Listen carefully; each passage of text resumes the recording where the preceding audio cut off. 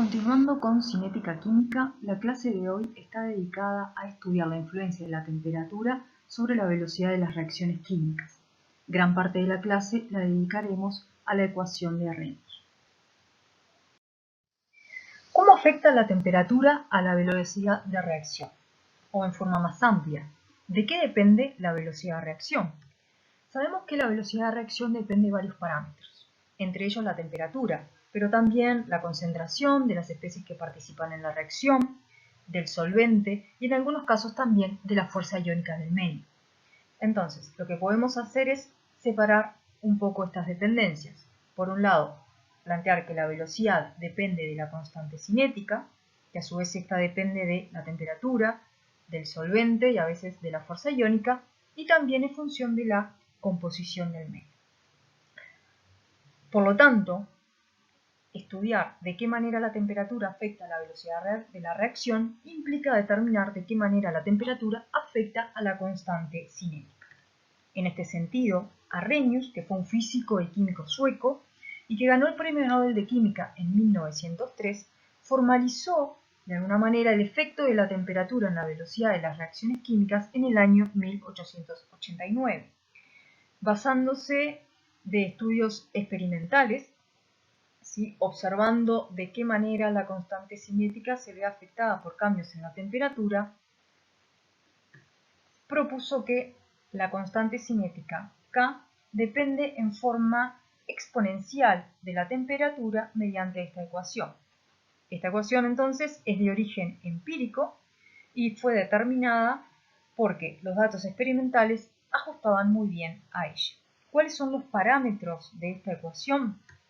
Por un lado tenemos A, que es el factor preexponencial o factor de frecuencia, que está vinculado con el número de colisiones entre las moléculas de reactivo.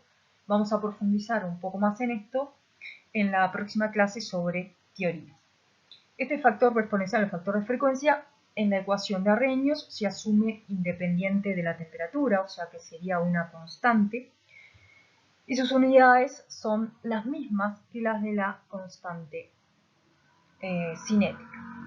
Otro de los parámetros que aparece es la energía de activación. La energía de activación tiene unidades de energía por mol.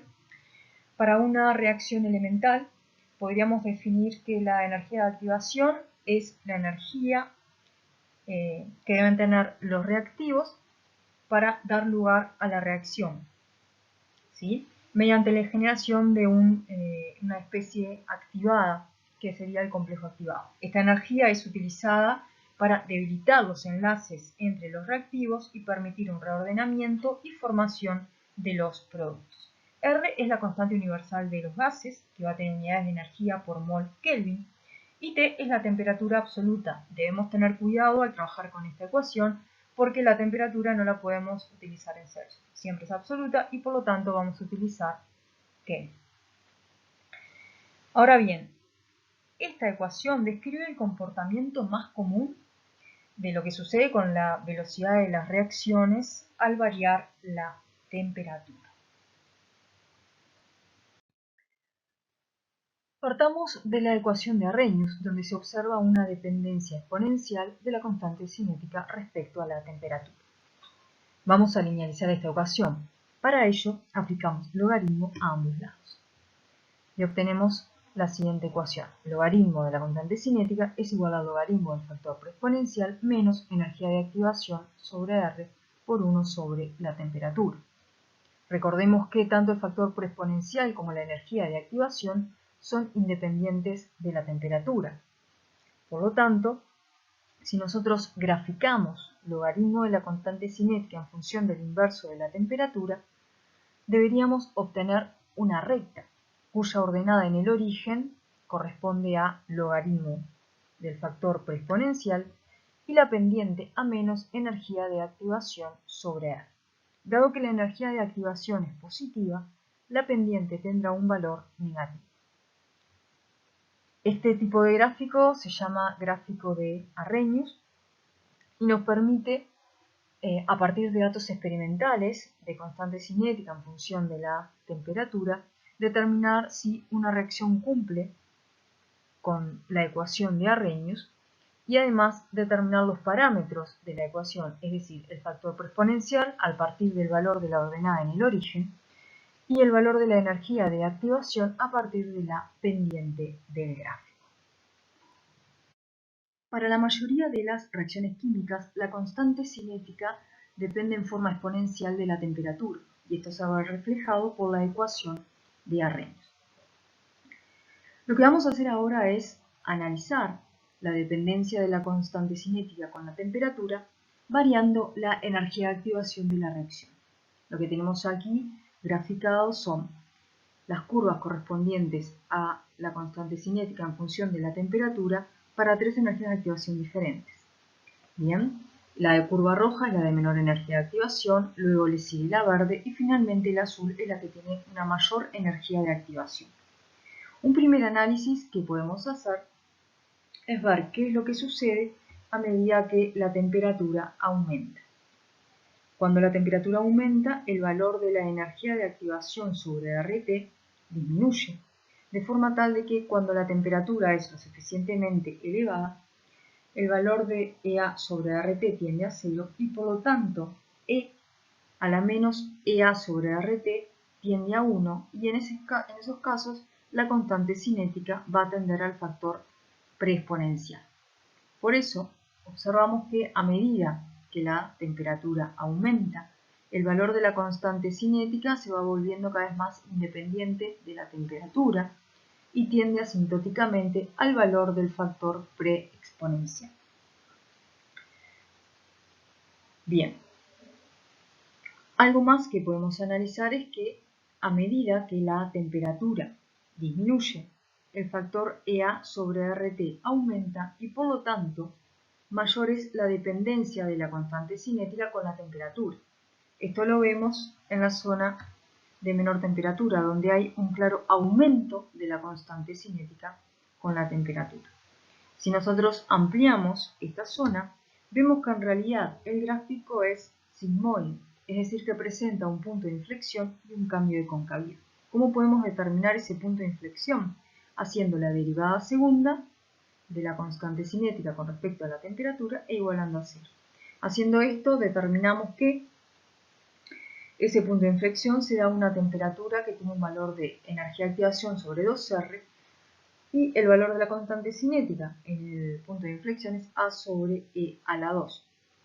Por lo tanto, cuanto mayor es la energía de activación de la reacción, mayor va a ser la temperatura del punto de inflexión, lo cual podemos apreciar también en el gráfico. Algo más que podemos observar es que para un mismo cambio de temperatura, por ejemplo de 5000 a 10000, el cambio en la constante cinética es mayor cuanto mayor es la energía de activación.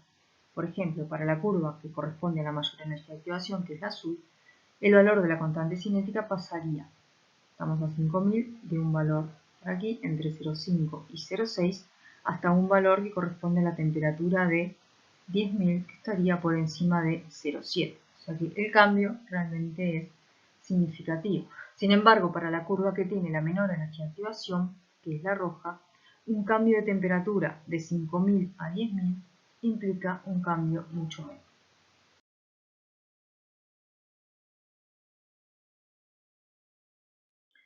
¿Qué valores son comunes para la energía de activación?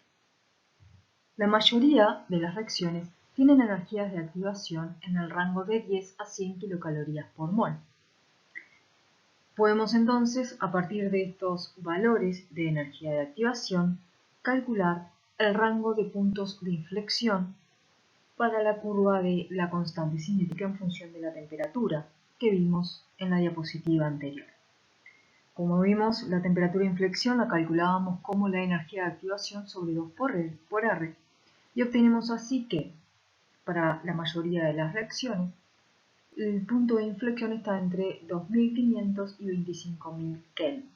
Estas son temperaturas bastante elevadas, lo cual implica que cuando nosotros trabajamos y estudiamos este tipo de reacciones, estamos a temperaturas muy por debajo de estos valores y por lo tanto estamos en el primer tramo de la curva que vimos antes.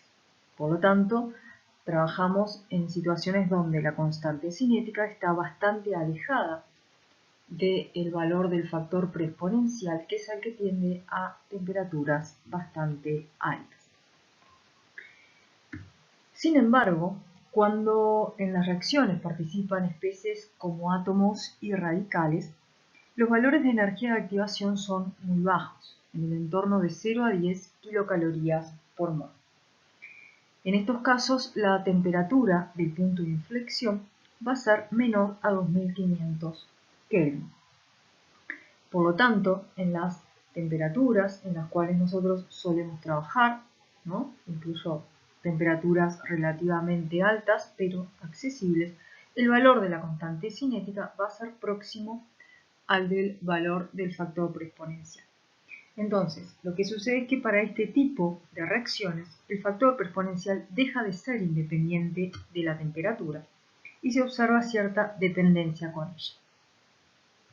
La dependencia de ese factor preexponencial con la temperatura es de la forma B por T a la N, donde B y N son constantes. En particular, B es una constante adimensional diferente de 0.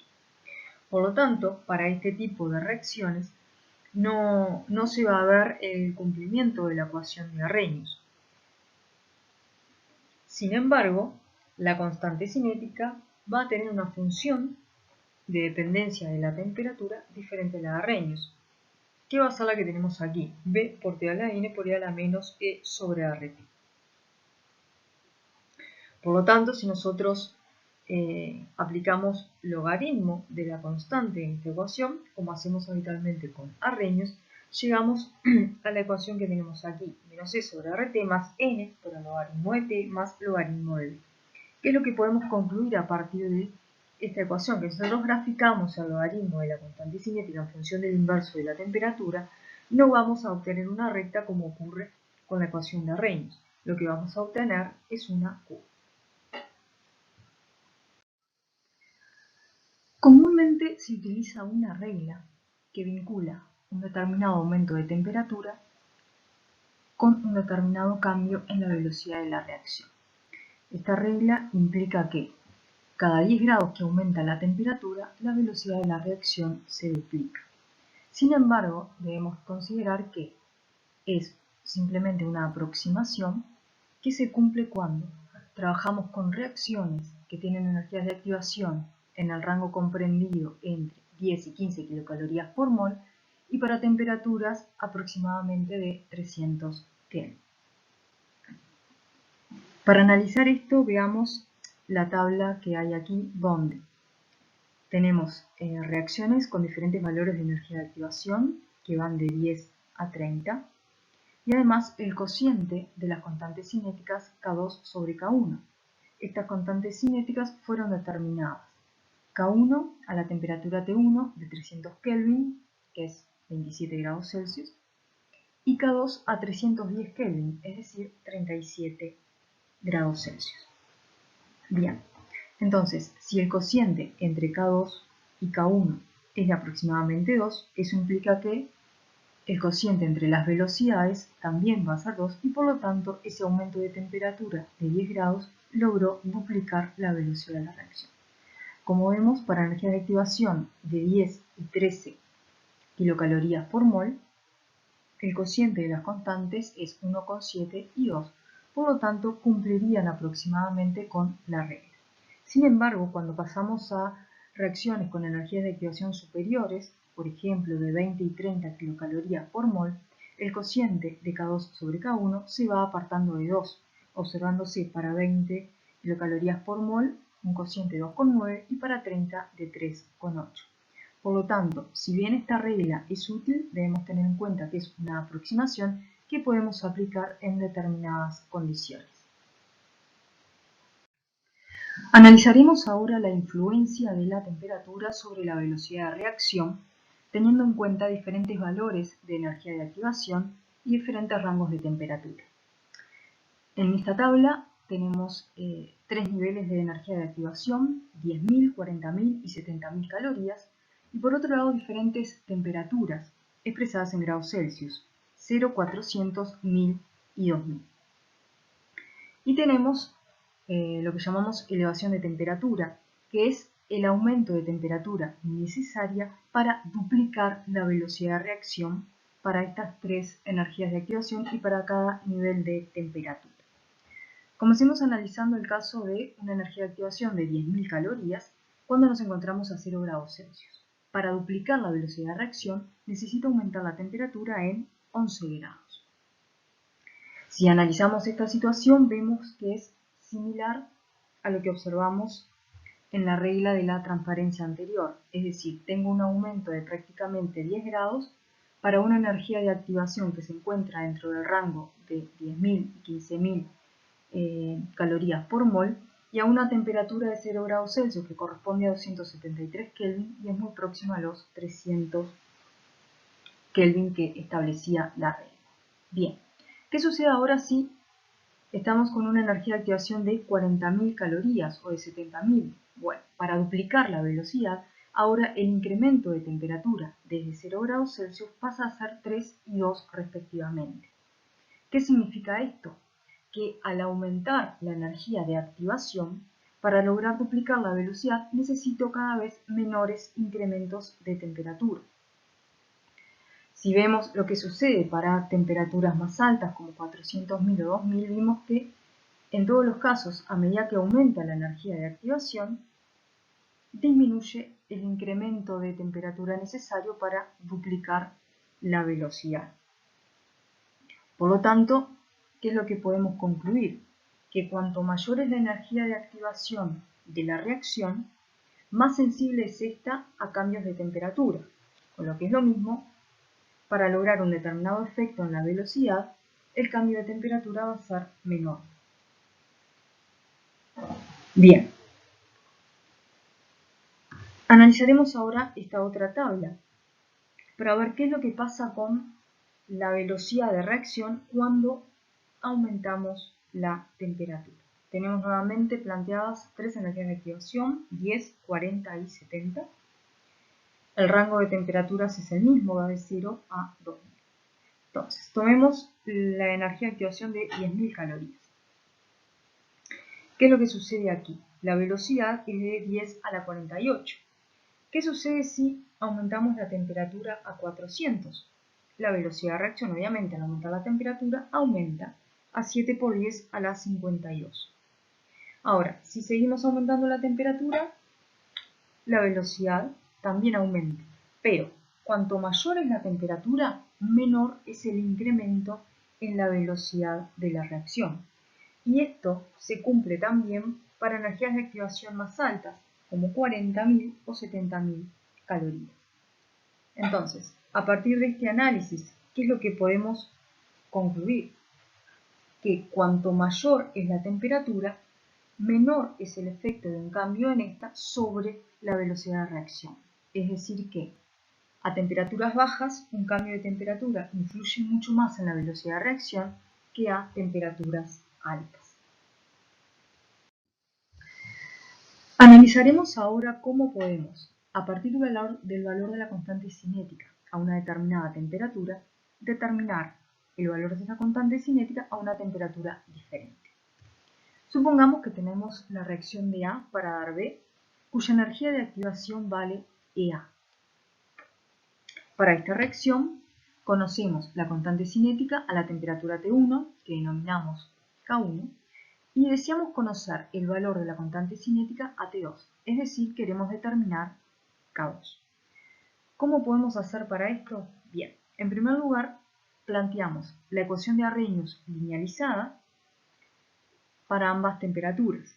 Para la temperatura T1 nos queda que el logaritmo de K1 es igual a menos la energía de activación sobre R por T1 más el logaritmo del factor preexponencial. Una ecuación similar planteamos para T2, donde aparece ahora K2. Acá vale la pena recordar que en la ecuación de Arrhenius, tanto la energía de activación como el factor preexponencial se suponen independientes de la temperatura. Por lo tanto, el valor de la energía de activación y del factor preexponencial será el mismo a T1 y a T2. Entonces lo que vamos a hacer ahora es restar a la primera ecuación la segunda. Y llegamos a esta ecuación de aquí, donde como logaritmo de K1 menos logaritmo de K2 es igual a logaritmo de K sub 1 sobre K sub 2, ese sería un término de la ecuación. Al restar los términos que tienen la energía de activación, como la energía de activación tiene el mismo valor, podemos sacarla de factor común, nos queda menos energía de activación sobre R por la diferencia de los inversos de la temperatura. Y a su vez, al hacer la resta de las ecuaciones, el logaritmo del factor preexponencial se nos cancela. Por lo tanto, obtenemos una ecuación en la cual conocemos K sub 1, T1 y T2 y la única incógnita es K2, que es lo que quiero despejar. Por lo tanto, esta es la ecuación que vamos a poder utilizar para determinar la constante cinética a una temperatura diferente, siempre y cuando se conozca el valor de la energía de activación. O también la podemos aplicar para determinar la energía de activación cuando conocemos K sub 1 y K sub 2. Y por supuesto las temperaturas T1 y T2. Vamos a analizar ahora la siguiente situación. Tenemos la reacción de A para dar B, cuya energía de activación vale EA1, y la reacción C para dar B, cuya energía de activación vale EA2. Ambas reacciones cumplen con Arrhenius, por lo tanto, para ellas será válida la ecuación logaritmo de K es igual a menos energía de activación sobre RT más logaritmo de A. Y por lo tanto, al graficar logaritmo de K en función del inverso de la temperatura, para ambas obtendremos una recta. Para la reacción de A para dar B, corresponde la recta en rojo, que denominaremos 1, y para la reacción de C para dar B, la recta en azul, que denominaremos 2. A partir de esta situación, debemos analizar cuál de las dos reacciones tiene mayor energía de activación. Es decir, ¿qué energía de activación es mayor? ¿EA1 o EA2? En segundo lugar, ¿para cuál de las reacciones la velocidad se ve más afectada por un mismo aumento de temperatura? Para analizar esta situación, vamos a basarnos en el gráfico. Sabemos que para las dos reacciones obtenemos rectas. Debemos ver qué información del gráfico nos permite determinar cuál de las dos energías de activación es mayor.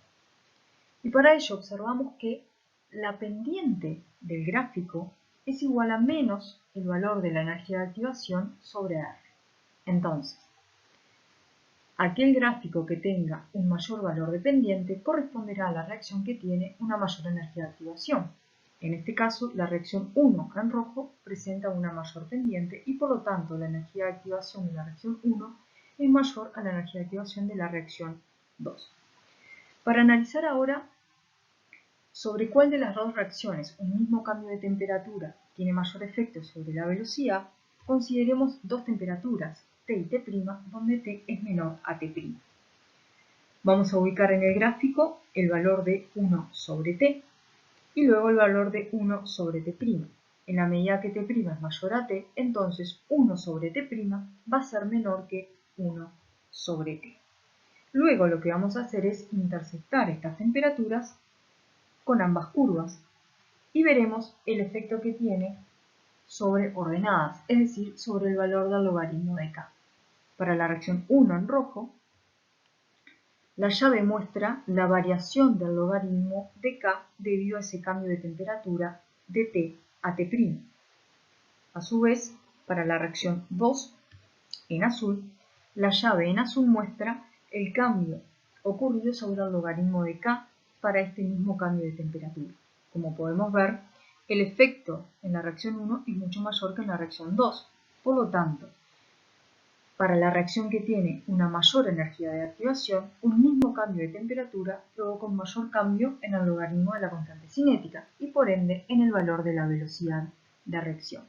Esto está de acuerdo con análisis que hicimos con anterioridad en esta clase. Arrhenius planteó una ecuación que vincula la constante cinética con la temperatura, que es de origen empírico. Pero además de plantear esta ecuación, reconoce, por un lado, la formación de una especie de alta energía durante el transcurso de la reacción. Esta especie de alta energía es aquella que se descompone para formar los productos de la reacción. A su vez, discrimina entre lo que son moléculas normales y moléculas activadas,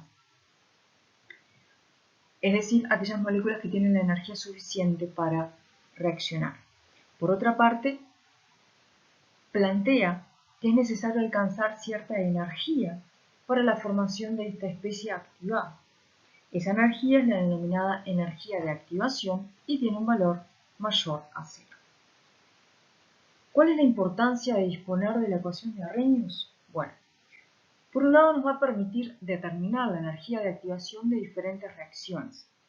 Esta energía de activación, como vimos antes, la vamos a determinar a partir de la pendiente del gráfico lineal del logaritmo de la constante cinética en función del inverso de la temperatura.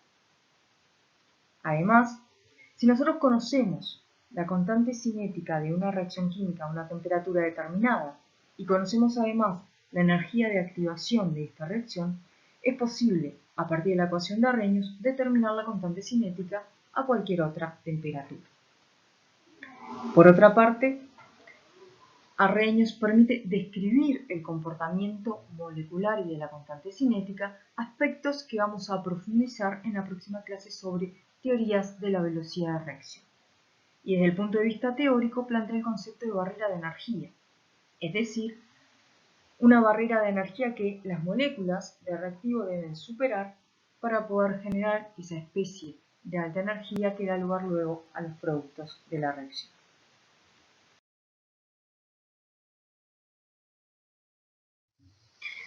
Veremos ahora el diagrama de energía de una reacción elemental. Recordemos que una reacción elemental es aquella que transcurre en un único paso. En el diagrama vemos que están representadas la energía de los reactivos. Recordemos que las moléculas de reactivo, cuando colisionan en forma efectiva, tienen la energía suficiente para formar el estado activado, es decir, el complejo activado. ¿Qué significa esto? Que tienen la energía suficiente para provocar el reordenamiento de las moléculas de reactivo que dan lugar al complejo activado que puede luego reordenarse para formar los productos de reacción.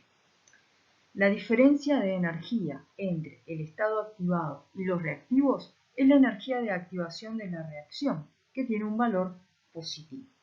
A su vez, las reacciones pueden ser endotérmicas o exotérmicas, dependiendo de que puedan absorber o liberar energía.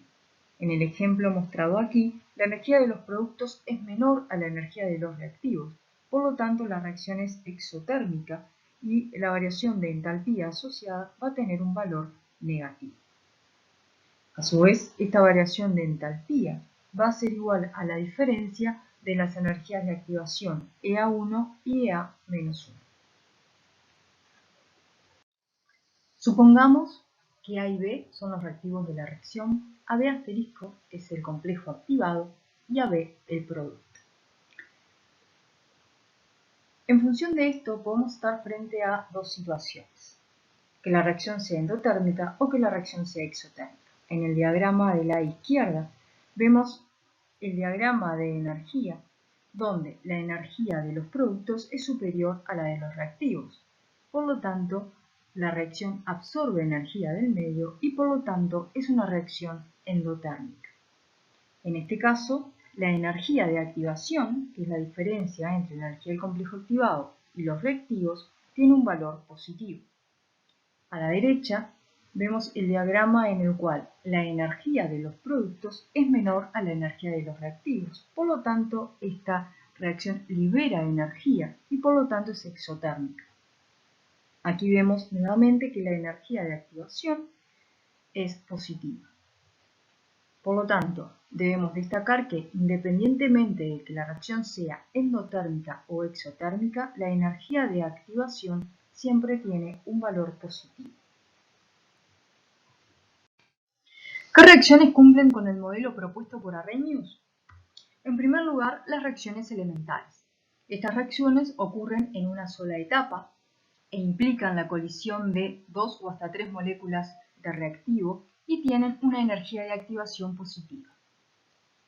De hecho, un apartamiento a la ecuación de Arrhenius implica que una reacción no es elemental. Pero no todas las reacciones son elementales.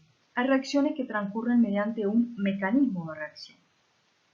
¿Qué es esto? Una sucesión, ¿sí?, de etapas elementales que explican la reacción. Esto lo vamos a ver con mayor profundidad al comienzo del segundo hemisemestre. Para este tipo de reacciones que transcurren a partir de mecanismos, vemos que en algunos casos tienen un comportamiento tipo Arrhenius.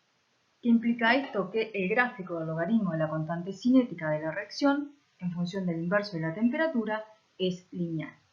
¿Cuáles son las reacciones que tienen este comportamiento? Bien, aquellas en las cuales la etapa determinante de la velocidad es la primera. Es decir, que la primera etapa del mecanismo es la etapa más lenta de él.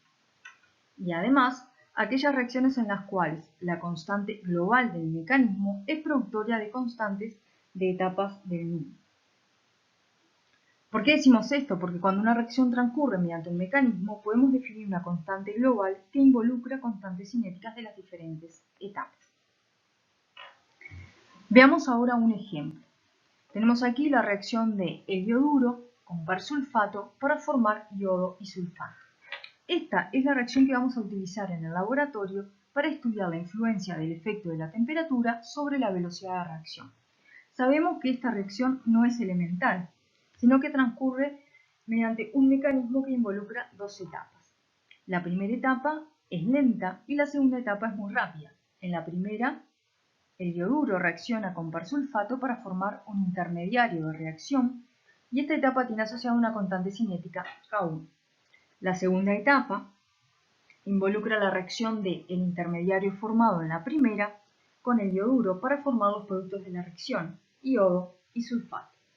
En este caso, la velocidad de la reacción va a ser igual a la velocidad de la primera etapa por ser esta la lenta, y por lo tanto va a ser igual a K1, que es la constante cinética asociada a la primera etapa, por la concentración de yoduro por la concentración de persulfato, que son los reactivos de ella. Por lo tanto, en la ley de velocidad, lo que aparece es K1, que es una constante cinética de una etapa elemental. Eso explica que la constante tenga un comportamiento tipo Arrhenius. Bien, y ahora debemos aclarar algo muy importante.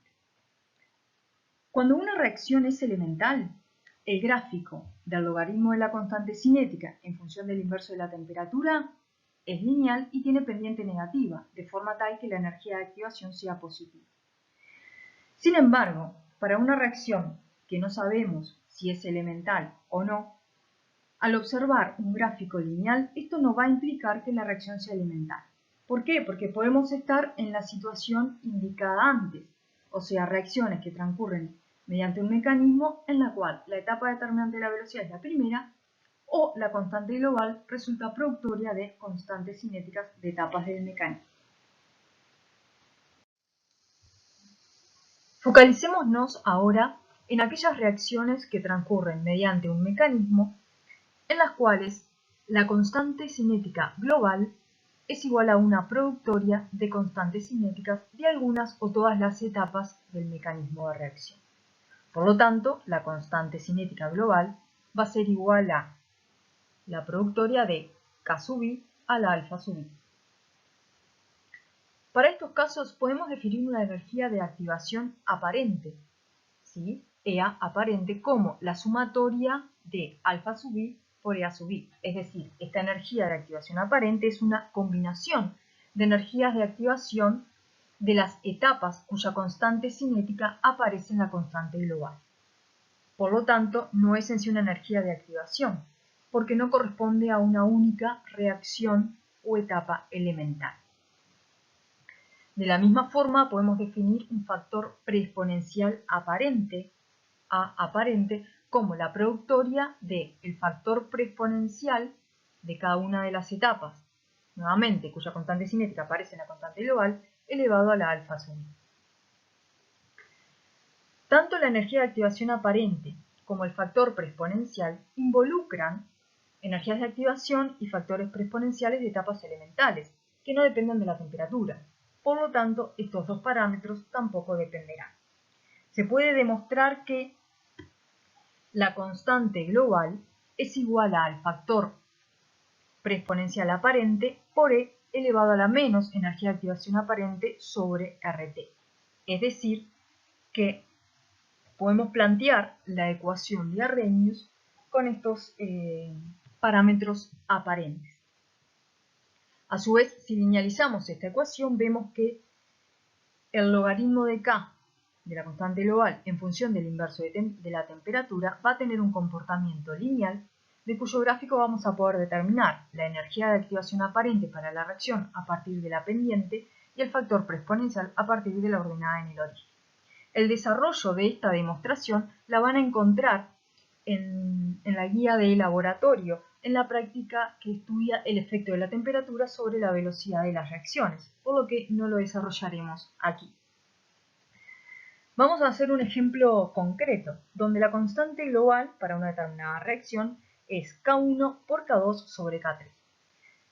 Mirando esto vemos que es una productoria de constantes cinéticas de las tres primeras etapas del mecanismo, y los valores de alfa sub i son alfa 1 y alfa 2, 1, porque K1 y K2 están elevados a la 1, y alfa 3 va a ser menos 1, porque K3 está en el denominador y por lo tanto es como si estuviese elevado a la menos 1.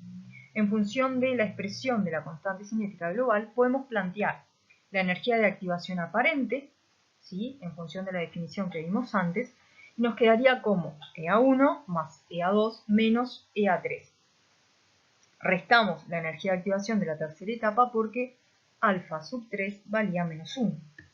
Y para el factor preexponencial aparente llegamos a esta expresión. A1 por A2 dividido a 3. Nuevamente, dividir sobre A3 es como multiplicar por A3 a la menos 1, dado que alfa 3 vale menos 1. Para situaciones más complejas, es decir, cuando la ley de velocidad involucra más de un término en el numerador o en el denominador, no es posible expresar la constante global como productoria de constantes de etapas del mecanismo. En esos casos, cuando graficamos el logaritmo de la constante global en función del inverso de la temperatura, vemos que no tiene un comportamiento lineal y por lo tanto no cumple con la ecuación de Arrhenius. Hasta ahora hemos analizado la influencia de la temperatura sobre la velocidad de la reacción considerando el comportamiento más común, que es un aumento exponencial de la constante cinética con la temperatura. Sin embargo, existen otros tipos de comportamientos que son dados por reacciones particulares y que vamos a analizar brevemente a continuación. Un caso es el mostrado aquí en el gráfico, en el cual, a temperaturas bajas, hay un pequeño aumento de la velocidad de la reacción con la temperatura, pero a partir de determinada temperatura o rango de temperatura, la velocidad de la reacción crece abruptamente y adquiere valores infinitamente grandes. Este es el caso de las reacciones explosivas. Un ejemplo de este tipo de reacciones es la que tiene lugar entre el metano y el cloro, cuando se proporciona una fuente de luz o calor y una temperatura en el entorno de 250 a 400 grados Celsius para que se inicie. Estamos frente a una reacción radicalaria que tiene una etapa de iniciación y luego etapas de propagación. Otro ejemplo de reacción explosiva es la que tiene lugar entre el hidrógeno y el oxígeno, por ejemplo, entre el hidrógeno y el oxígeno del aire. Esta reacción no ocurre a temperatura ambiente, pero sí a temperaturas elevadas del entorno de los 400 grados Celsius. El producto de esta reacción es agua. Ahora vamos a ver un video que ejemplifica la reacción, en el cual se hace previamente la reacción de zinc sólido con una solución de ácido clorhídrico. En esta reacción, el zinc se oxida y se forma hidrógeno gaseoso. El hidrógeno es primero recogido y luego se lo hace reaccionar con oxígeno arrimando una llama. Veamos entonces el video.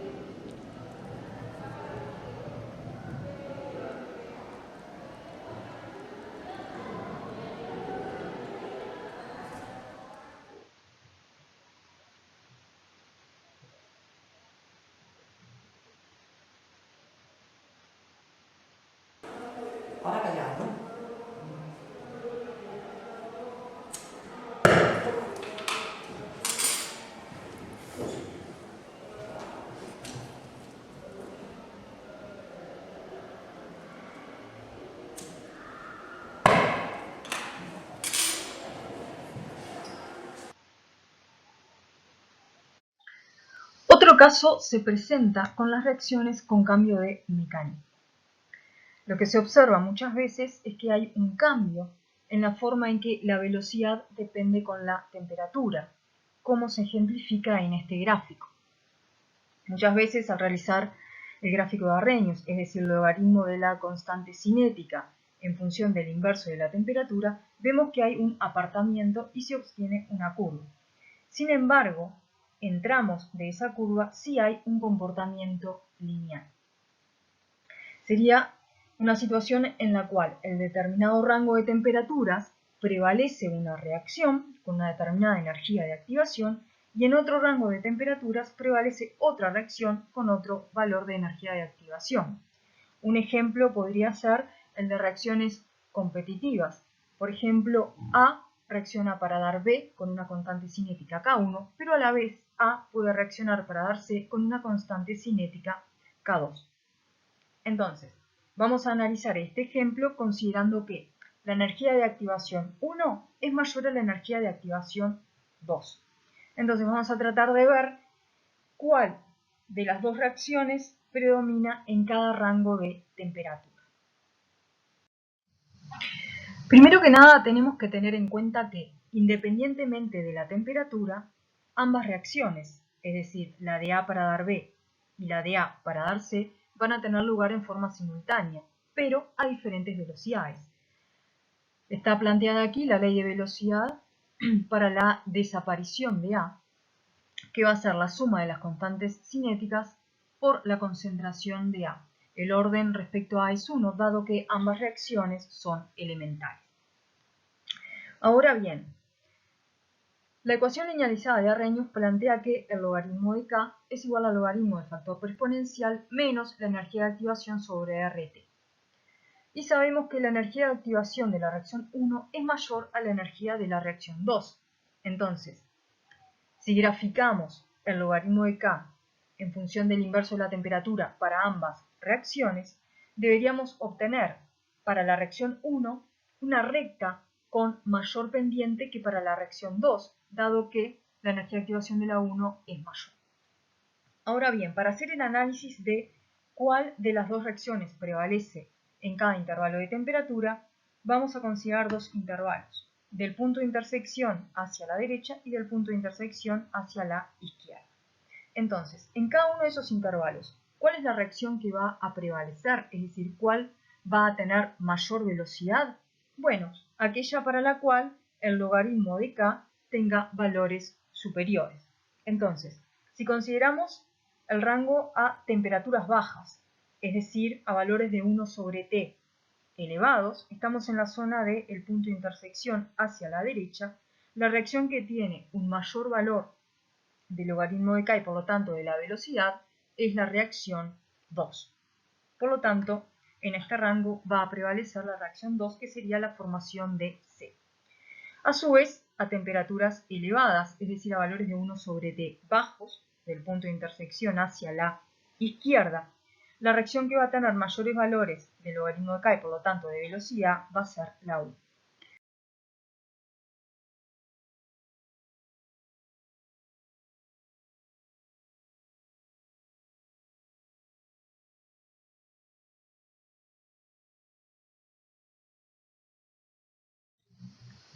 Por lo tanto, a temperaturas bajas prevalece la reacción 2 y a temperaturas altas prevalece la reacción 1. Ahora, ¿qué sucede en el punto de intersección de las rectas correspondientes a la reacción 1 y 2? A esa temperatura, ambas reacciones se van a estar dando a igual velocidad. El otro ejemplo que vamos a ver involucra el tema catálisis. En este tema van a profundizar en el segundo hemisemestre. No obstante, sabemos que una reacción, que puede ser catalizada, ocurre simultáneamente mediante un mecanismo no catalizado, que presenta una energía de activación relativamente elevada, y mediante un mecanismo catalizado, en presencia del catalizador, que presenta una menor energía de activación. Entonces, nos pregunta, ¿a qué zona de la curva representa cada uno de los mecanismos? Entonces, nosotros podemos tomar lo analizado en el ejemplo anterior y podemos concluir que el mecanismo catalizado, que tiene una menor energía de activación, es el que prevalece a temperaturas bajas. Mientras que a temperaturas elevadas, el mecanismo que prevalece es el de mayor energía de activación, es decir, el mecanismo no catalizado. Ahora veremos un comportamiento muy poco común, y es el hecho de que la velocidad de la reacción disminuye con la temperatura, un comportamiento contrario a lo que predice Arrhenius, es decir, que un incremento de la temperatura aumenta la velocidad de reacción. Este tipo de comportamiento lo vemos, por ejemplo, en la reacción del monóxido de nitrógeno con oxígeno para formar dióxido de nitrógeno. Esta reacción no es elemental y transcurre mediante un mecanismo que es el siguiente. Vamos a tener una primera reacción en la cual el monóxido de nitrógeno reacciona con oxígeno para formar trióxido de nitrógeno. Este trióxido de nitrógeno es un intermediario que es consumido en la siguiente etapa del mecanismo, reaccionando con monóxido de nitrógeno para formar dióxido de nitrógeno, que es el producto de la reacción.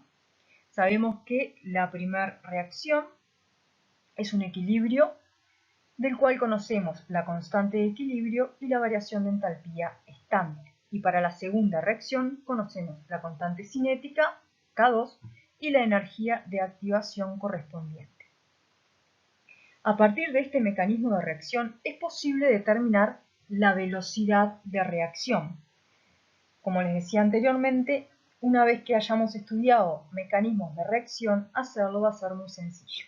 Por ahora lo que vamos a hacer es tomar el resultado y va a ser la velocidad de reacción igual a la constante cinética K2 por la constante de equilibrio por la concentración de monóxido de nitrógeno al cuadrado por la concentración de oxígeno. Pueden observar que los órdenes de los reactivos coinciden con los coeficientes estequiométricos de la reacción. Sin embargo, la reacción no es elemental. Bien, siendo entonces la constante cinética experimental igual a K2 por la constante de equilibrio, y sabiendo que la variación de entalpía estándar es menor a cero, es decir, que la reacción es exotérmica, nos piden que hagamos determinados cálculos. Vale la pena aclarar acá que la constante cinética experimental corresponde a la constante global de la reacción que determinaría experimentalmente en el laboratorio, y por lo tanto va a ser igual a K2 por la constante de equilibrio. ¿De dónde surge esto? De la ley de velocidad que acabamos de demostrar. ¿Qué es lo que tenemos que hacer ahora? Bueno, calcular la energía de activación experimental, que va a ser función de la energía de activación de la segunda etapa del mecanismo de reacción, es decir, EA2, y de la variación de entalpía estándar del equilibrio que conforma la primera etapa del mecanismo. Luego tenemos que discutir el signo y a su vez discutir qué efecto tiene la temperatura sobre la velocidad de la reacción. Vamos a comenzar con el cálculo de la energía de activación experimental en función de la energía de activación de la segunda etapa del mecanismo y la variación de entalpía estándar del equilibrio presente en el mecanismo de reacción. Sabemos que la constante cinética experimental es K2 por la constante de equilibrio. La constante de equilibrio la podemos plantear como la constante cinética de la etapa directa dividido la constante cinética de la etapa inversa, es decir, K1 sobre K menos 1. A su vez, como tanto K2 como K1 y K menos 1 son constantes cinéticas de etapas elementales del mecanismo, sabemos que para cada una de ellas podemos plantear la expresión de Arrhenius. Por lo tanto, sustituimos, por ejemplo, para K2 utilizamos el factor preexponencial asociado a la etapa 2 por E a la menos la energía de activación de la etapa 2 sobre RT. Procedemos de igual forma para K1 y K menos 1. Y a continuación lo que vamos a hacer es reordenar esta ecuación colocando un primer término que involucra los factores preexponenciales y luego nos queda E elevado a la menos energía de activación 1 menos energía de activación menos 1 más energía de activación 2. Por lo tanto, el numerador de esta exponencial correspondería al valor de la energía de activación experimental, ¿sí? A su vez, sabemos que la diferencia entre la energía de activación 1 y la energía de activación menos 1 corresponde al delta H de la reacción. Por lo tanto, la energía de activación experimental quedaría como delta H estándar más el valor de la energía de activación 2. Ahora correspondería discutir el signo de la energía de activación experimental.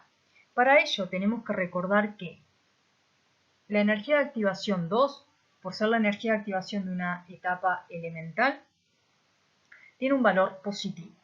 Por otra parte, la letra, digamos, del ejercicio nos indicaba que el delta H tiene un valor negativo, por ser una reacción exotérmica. Por lo tanto, lo que vamos a hacer es comparar el valor de la energía de activación 2 con el módulo del delta H estándar. Entonces, si la energía de activación 2 es mayor al módulo del delta H estándar, entonces vamos a estar en un caso en el cual la energía de activación experimental va a ser mayor a 0. Por el contrario, si la energía de activación 2 es menor al módulo del delta H estándar, entonces la energía de activación experimental va a ser menor a 0. Entonces, ¿qué podemos concluir en este momento? Esta reacción, ¿sí?, tiene una constante global que es productoria de constantes cinéticas. Lo habíamos visto porque pudimos expresarla como K2 por K1 sobre K-1. Entonces podría tener un comportamiento tipo Arrhenius, pero para ello necesita también un valor de energía de activación experimental mayor a 0. ¿Sí? Entonces, en el primer caso, si la energía de activación 2 es mayor al módulo del delta H estándar, entonces estaríamos en una situación donde se cumpliría Arrhenius. En el otro caso, no. Bien, ahora vamos a discutir el efecto de la temperatura sobre la velocidad. Si la energía de activación experimental es mayor a 0, lo que vamos a observar es que al aumentar la temperatura, la velocidad de la reacción va a aumentar, justamente porque se estaría cumpliendo Arrhenius. Por el contrario, si la energía de activación experimental es menor a 0, va a pasar exactamente lo contrario. Un aumento de la temperatura va a provocar una disminución de la velocidad. Entonces, dado que experimentalmente para esta reacción se observa que la velocidad de la reacción disminuye con el aumento de la temperatura, estaríamos en la segunda situación, es decir, con un valor de energía de activación experimental menor a 0, y está ahí la explicación del comportamiento observado experimentalmente. Veamos ahora el caso de las reacciones enzimáticas. El gráfico que mostramos aquí de velocidad en función de la temperatura es característico para las reacciones catalizadas por enzimas. Lo que se observa es que al aumentar la temperatura, la velocidad de la reacción aumenta hasta llegar a un valor máximo que ocurre a la temperatura óptima, y esto es característico de cada enzima. Y por encima de esa temperatura, la velocidad de la reacción disminuye. ¿Qué es lo que sucede? Bueno, en general, para las reacciones químicas, un aumento de temperatura provoca un aumento de la velocidad. En el caso de las reacciones enzimáticas, ocurre lo mismo. Sin embargo, como las enzimas son proteínas, a partir de determinada temperatura, las proteínas comienzan a desnaturalizarse, perdiendo actividad. Entonces, a partir de la temperatura óptima, el aumento de la velocidad de reacción debido al aumento de temperatura es contrarrestado por la pérdida de actividad de la enzima debido a su desnaturalización. Por eso, la velocidad de la reacción disminuye. En muchos casos, esta disminución de la velocidad es relativamente rápida y podemos llegar a la situación en la cual la enzima se desnaturaliza totalmente y deja de ser activa. Por lo tanto, la velocidad cae bruscamente. Para finalizar la clase realizaremos el siguiente ejercicio. Dada la ley de velocidad, que aquí se muestra, nos preguntan si se cumple el comportamiento previsto por Arrhenius. Bien, y debemos hacer una discusión al respecto. Recordemos, ¿en qué situaciones esperamos un comportamiento tipo Arrhenius? Bien, la primera situación sería el de las reacciones elementales. Pero si nosotros analizamos esta ley de velocidad, vemos que no se trata de una reacción elemental, dado que aparecen varias constantes cinéticas que seguramente corresponden a constantes de diferentes etapas de un mecanismo de reacción. Por lo tanto, aquí estamos en presencia de una reacción que transcurre a partir del mecanismo. ¿En qué otras situaciones se podía cumplir Arrhenius? Bien, cuando la constante global de la reacción es productoria de constantes cinéticas. Si analizamos nuevamente la ley de velocidad, vemos que aquí no podemos definir una constante global de reacción que sea productoria de constantes cinéticas, o sea que esta opción tampoco sería válida. Y finalmente, la otra situación que se puede plantear es cuando la primera etapa del mecanismo de reacción es la determinante de la velocidad y por lo tanto la constante global coincide con la constante cinética de la primera etapa, cosa que tampoco se cumple. Por lo tanto, en este caso no habría un comportamiento previsto por Arrhenius. Bien, veamos ahora, ¿qué pasaría si se analizan las magnitudes de los denominadores, buscando de alguna manera simplificar esta ley de velocidad? Si K2 por la concentración de A es mucho menor que K-1, entonces en el denominador de la ley de velocidad podríamos despreciar el término K2 por concentración de A. De esa forma, la ley de velocidad se simplificaría a esto que vemos aquí. La velocidad quedaría como K1 por K2 por la concentración de A al cuadrado por la concentración de B dividido K-1. En esta situación, ¿se cumple Arrhenius o no?